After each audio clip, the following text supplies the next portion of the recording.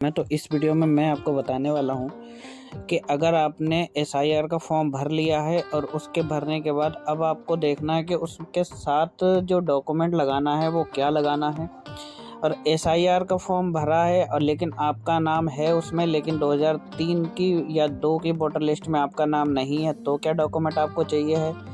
या फिर 2003 की डॉक्यूमेंट में आपका भी नाम नहीं है, आपके मम्मी पापा का है, तो आपको क्या डॉक्यूमेंट चाहिए। या फिर आपको दोनों का ही नहीं है, ना ही आपका है खुद का, ना ही आपके पेरेंट्स का है, यानी कि फादर से मदर्स में से किसी का भी डॉक्यूमेंट नहीं है अगर, तो आपको इसमें डॉक्यूमेंट इसके साथ फॉर्म के साथ लगाकर क्या देना है। तो बस यही जानकारी मैं इसमें देने वाला हूँ, A to Z इन्फॉर्मेशन आपको दे दूँगा कि आपको फिर आगे कुछ प्रॉब्लम नहीं आएगी कि आप जब फॉर्म जमा करेंगे तो उसमें आपको कन्फ्यूज़न नहीं रहेगी कि आपको इसके साथ फॉर्म में क्या भर कर देना है।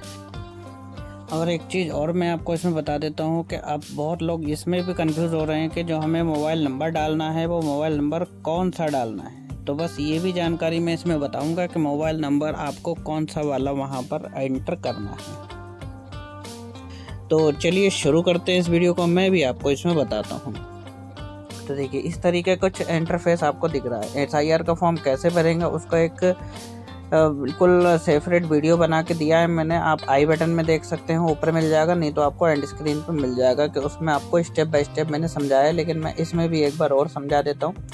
देखिए स्टेप में जो इसमें फर्स्ट नंबर का दिख रहा है, इसमें इलेक्टर एड्रेस यहाँ पर ऑटोमेटिकली आएगा। जो आपके पास फॉर्म आएगा तो उसमें इसमें एड्रेस होगा, यहाँ पर सीरियल नंबर होगा, यहाँ पर QR कोड होगा और एक फ़ोटो लगी हुई आएगी जो आपके यहाँ से शुरू करेंगे 1 2 3 4, चौथे नंबर पे फ़ोटो लगी हुई आएगी। लेकिन 5वें नंबर का जो ऑप्शन है ये खाली होगा, इसमें आपको नई फ़ोटो लगानी है। फ़ोटो लगाने के बाद वही फ़ोटो आपका जो नया वोटर ID कार्ड बनेगा एसआईआर के बाद, वही फ़ोटो आपके वोटर ID कार्ड पे छप कर आएगी। ठीक है, ये हो गया इसका ऊपर का हिस्सा।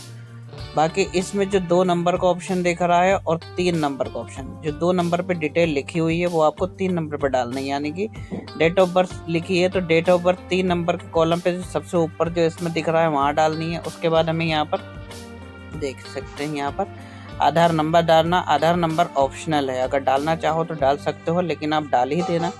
उसके बाद मोबाइल नंबर डालना है, लेकिन मोबाइल नंबर में बहुत लोग कंफ्यूज हो रहे हैं, मोबाइल नंबर कौन सा डालना है। जो आधार से लिंक है वो डालना है या फिर हमने पहले कभी दिया हो वो डालना है। लेकिन मैं आपको क्लियर कर देता हूँ, आधार वो मोबाइल नंबर आपको वही डालना है जो एक्टिव मोबाइल नंबर हो। ठीक है, एक्टिव मोबाइल नंबर होना चाहिए, कोई सा भी हो, किसी भी फैमिली का मेंबर का भी हो, लेकिन अपना हो या फैमिली मेंबर का हो, लेकिन एक्टिव फ़ोन होना चाहिए ताकि हो सकता है आगे कुछ मैसेज या कॉल वगैरह आए तो उस पर आ सके। ठीक है, उसके बाद हमें यहाँ पर फादर्स नेम डालना है।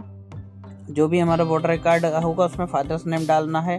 उसके बाद फादर्स नेम एपिक नंबर अगर है तो डाल देना, नहीं तो आप इसे छोड़ सकते हो। उसके बाद मदर्स नेम डालना है, मम्मी का नाम। उसके बाद मदर्स की एपिक ID, जो वोटर ID कार्ड नंबर होता है वो डालना, अगर है तो ठीक है, नहीं तो आप इसे भी छोड़ सकते हो।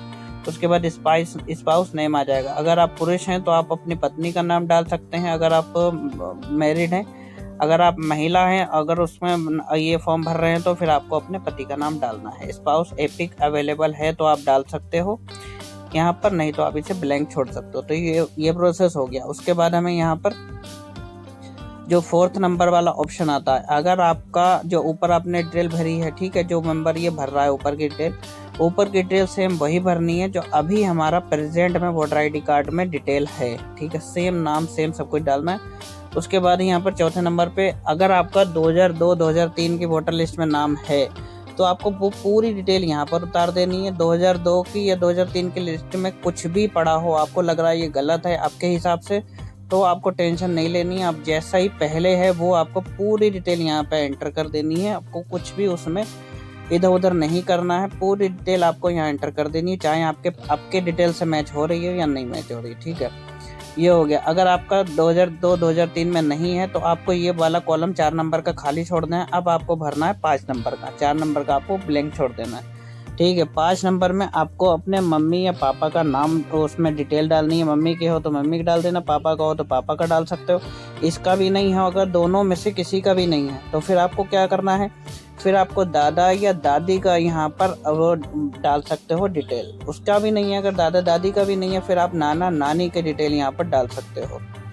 ठीक है, इनकी भी डिटेल नहीं है आपके पास, ठीक है, इन किसी की भी डिटेल नहीं है, तो आप ये दोनों 4 नंबर और 5 नंबर बिल्कुल ब्लैंक छोड़ सकते हो।